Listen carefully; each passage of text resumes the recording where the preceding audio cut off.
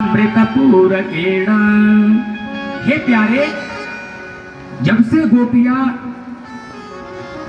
हे प्यारे, हम सब गोपियां तुम्हारे अधर सुधा का पान करने के अवसित होना चाहती हैं, क्योंकि आपने हमारे घर में आग लगाई है। भगवान बोले, कैसा मिथ्या आरोप लगा रही हो? गोपियों ने कहा कि कभी कभी आग लगाने वाले को पता भी नहीं चलता वो किसका घर फूंक के चले आए। आग लगाना केवल माचिस की तीली लगाना नहीं है। कभी कभी लोग चलते हुए बीड़ी फेंक करके चले आते हैं, आग लग जाती है, पता भी नहीं लगता। तुमने भी जानबूझ करके आग लगाई है और फिर भी अनजान बन रहे हो। अरे तो बताओ तो सही, किसके घर में आग लगाई, कैसे लगाई, कब लगाई? गोपी कहती है, हासावलोक कलकितहृच्छयाग्नि।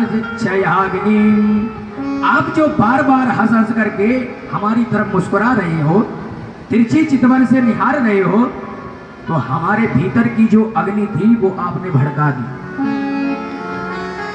देखिए, पुराने जमाने में हर घर में चूल्हे में आग दबा करके रखते थे, माचिस की जरूरत नहीं पड़ती थी।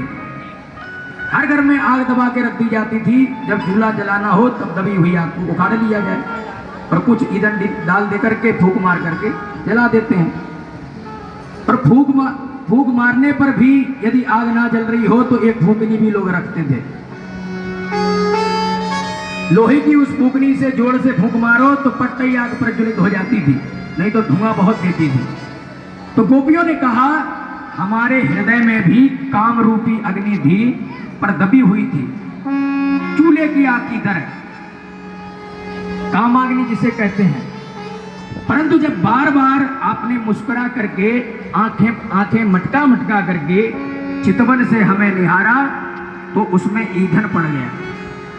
ईंधन पड़ा तो काम की अग्नि प्रज्वलित होने लगी, धुआं देने लगी, और धुआं देने पर भी ठीक से नहीं जली, तो फिर आपने अपनी फूंकनी निकाली।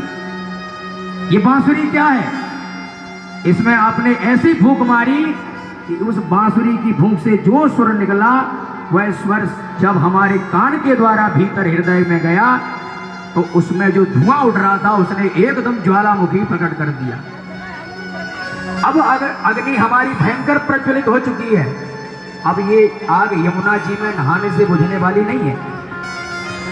तो सिंचांगन स्वधरामृतपूर केड़ा। जब आप अपनी अधर सुधा का सिंचन करेंगे तभी ये अग्नि शमन होगी और शांत होगी। नोचेत वरम विरह जागमपयुक्त देहा।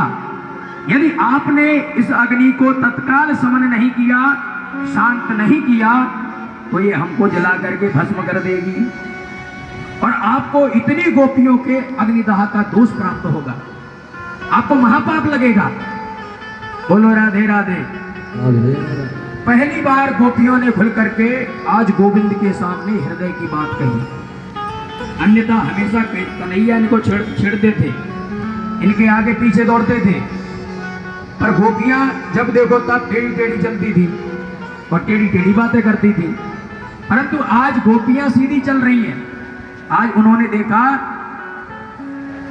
तो गोपियां सीधी चल रही हैं और प्रभु उल्टे हो गए। एक बार एक गोपी ने देखा कि सभी सखियां कहती हैं कि कन्हैया ने मुझे छेड़ा, कन्हैया ने मेरे को ऐसे छेड़ा, मेरे को ऐसे छेड़ा, पर आज तक मुझे तो नहीं छेड़ा कभी। तो या तो गोपियां सब झूठ बोलती हैं या मुझ में कोई कमी है, जो सबको छेड़ते हैं पर मुझे तो कभी नहीं छेड़ते। मुझ में कोई कमी है क्या? आज देखती हूं कैसे मुझे नहीं छेड़ते। तो उसने नखशिख पर्यंत कृष्ण प्रेम में डूब करके अद्भुत श्रृंगार किया और कृष्ण प्रेम में डूबकर दही की मटकी सिर पर रख करके गोविंद के गली में जानबूझ करके दही बेचने चली गई।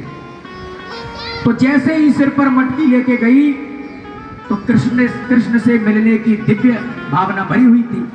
दही बेचने का तो बहाना था। दही बेचत हरि मिले एक पंथ दो काज। दही भी बिक जाए और कृष्ण दर्शन भी हो जाए। परंतु कृष्ण प्रेम में इतनी डूब गई कि दही का नाम ही भूल गई। कन्हैया ले लो, काना ले लो, ऐसे पुकारने लगी।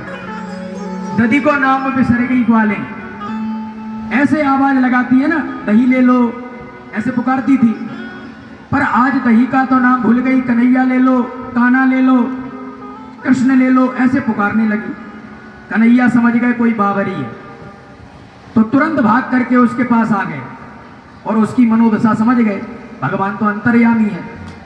सो तुरंत उसके निकट आकर के उसकी चुंदरी पकड़ के मुस्कुराते हुए बोले, अरे सखी बड़ी मलूक लग रही है, बन ठन के कहां जा रही है तुम? तो गोपी के हृदय का आनंद का तो ठिकाना ही नहीं रहा, बड़ी प्रसन्न हो गई, क्योंकि यही भावना लेके आई थी। और भगवान का तो स्वभाव है जाती रही भावना जैसी। भगवान ने छेड़ते हुए कहा, कहां जा रही है? सखी बड़ी सुंदर लग रही है आज। तो सखी के आनंद का तो ठिकाना ही नहीं रहा। फिर भी भीतर